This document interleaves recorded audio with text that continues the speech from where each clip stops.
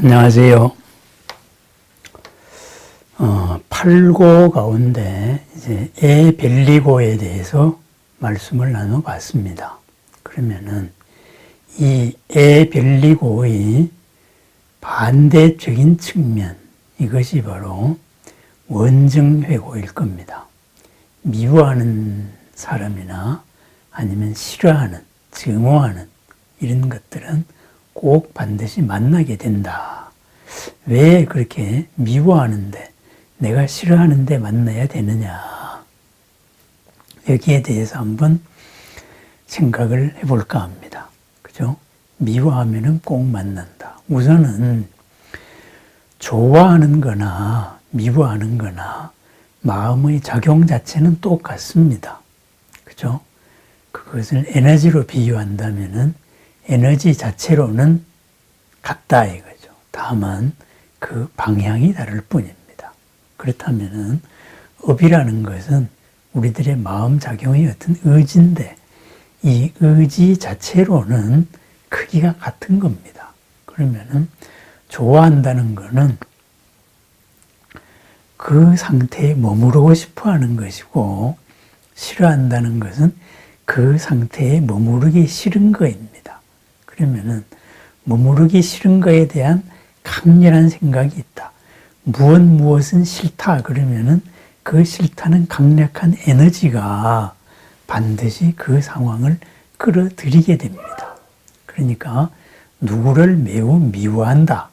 그래 미워하는 것이 깊은 마음속에 숨어 있다면은 그 에너지가 인이 되어서 그 미움의 사연을 연을 반드시 당기는 일이 생긴다 이거죠.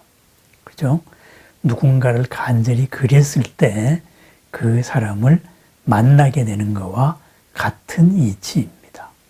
그래서 그러한 것을 미워하고 싫어하는 것을 의식하고 있기 때문에 우리는 그것을 자꾸 피하다가 보니까 피할수록 그 에너지가 쌓입니다. 에너지라는 건 뭐예요? 업이에요. 의지작용이에요. 의도예요. 이런 것이 쌓이니까 쌓인 만큼 점점 더 힘을 강하게 됩니다. 그래서 원증, 미워하고 싫어하는 것, 증오하는 것은 반드시 만나게 된다. 이런 말이 되겠습니다. 그러면은 원증회고를 받지 않으려면 어떻게 해야 될까요? 미워하는 게 없어져야지요. 그죠? 미워하는 게 없어지기가 싫으면은 미워하지 않아야지요. 왜 미워하느냐? 왜 미움의 측면이 보이느냐? 이것을 한번 살펴봐야 됩니다. 100% 미운 거는 없습니다. 밉다고 보니까는 모든 것이 미워질 뿐입니다. 유명한 고사가 있죠. 임금이 총애하는 그 빈이 있었는데 이쁠 때는 급하니까 집 밖의 부모가 편찮으시다. 급히 나가야 되는데 방법이 없다. 그래서 사후에 보고를 하고 임금님의 마차를 타고 나갔습니다. 임금님의 마차가 나가니까 궁문이 활짝 열렸습니다. 그렇게 해서 부모님을 보고 이제 궁으로 돌아왔어요. 그래서 그 다음날 제가 참 큰 죄를 지었습니다. 임금님의 황제의 마차를 타고 부모님이 급하다 그래서 위독하다 그래서 다녀왔습니다. 그러니까 효심이 참 지극하다 하고 칭찬을 해줬습니다. 그러다가 나중에 애정이 식었을 때에는 그걸로 처벌을 했다 그랬습니다. 저것은 오만방자하게 황제의 수레를 자기 개인적인 용무로 쓴 아주 무도한 자다. 이런 식으로 처단을 했다 그래요. 그렇습니다. 좋게 보면은 좋은 것만 보이고 밉게 보면은 미운 것만 보입니다. 그 이유가 무엇입니까? 미움이라는 이 기준이 모든 연을 맞추기 때문입니다. 그죠? 결국은 기준이 문제입니다. 하나의 현상에서 이쪽 측면을 기준으로 삼을 것이냐, 이쪽 측면을 기준으로 삼을 것이냐, 아니면은 이 양자의 기준 자체를 내려놔 버릴 것이냐, 뭐 여러 가지 방법이 있습니다. 그죠? 이랬을 때, 그죠? 항상 새로운 면이 보입니다. 미움이라는 사연이 왜 생겼을까요?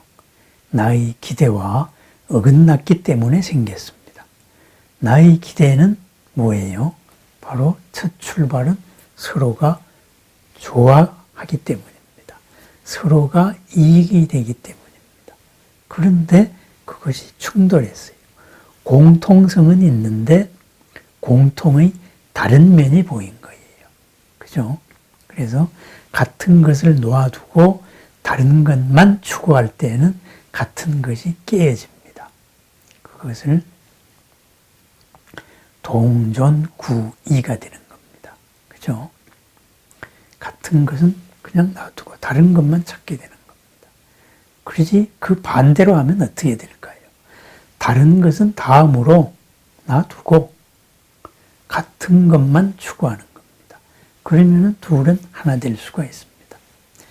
미움의 사연을 일으킨 그것에 대해 가지고 다시 한번 헤아려 보면은 100% 미운 거는 없습니다.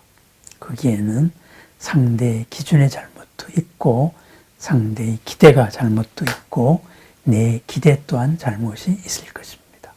그렇습니다. 미움을 내려놓았을 때 미운 사람을 만나지 않습니다. 왜? 미움의 인이 연을 미움이라는 환경을 그죠? 끌어들이는 이 에너지 자체가 약화되었기 때문입니다. 그렇습니다. 우리가 살면서 싫어하는 상황도 만나게 되고 미워하는 사람도 만나게 됩니다. 그리고 회피하고 미루는 일도 많이 있습니다. 그럴 때 스스로를 되돌아봅니다. 그것이 바로 업의 힘입니다. 그러한 것을 그대로 방치해 놨을 때에는 그것이 끝없이 나한테 작용합니다. 지구와 달 사이에 인력이 있잖아요.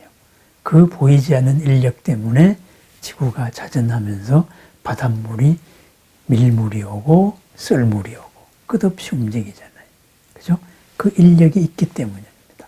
미움이라는 인력을 우리는 내려놔야 됩니다. 미움이라는 인력을 다른 걸로 한번 바꿔보십시다.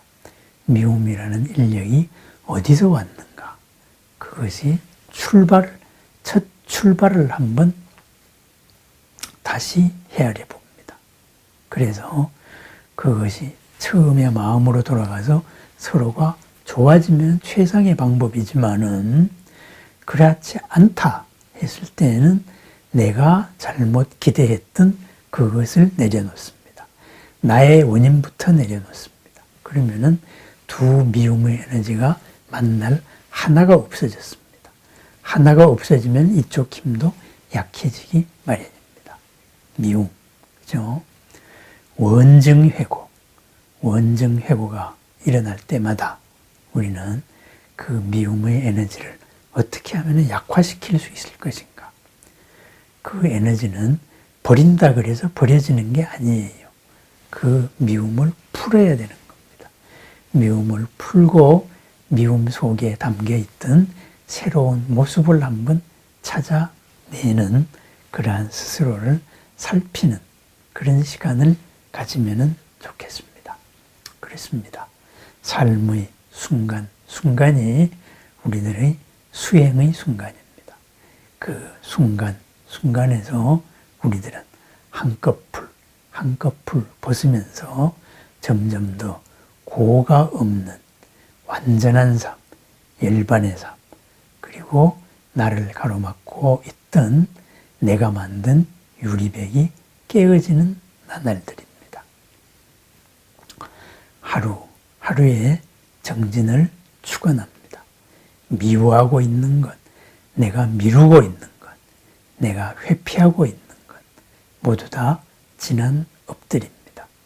어제의 업이 오늘을 구속했어야 되겠습니까? 그죠?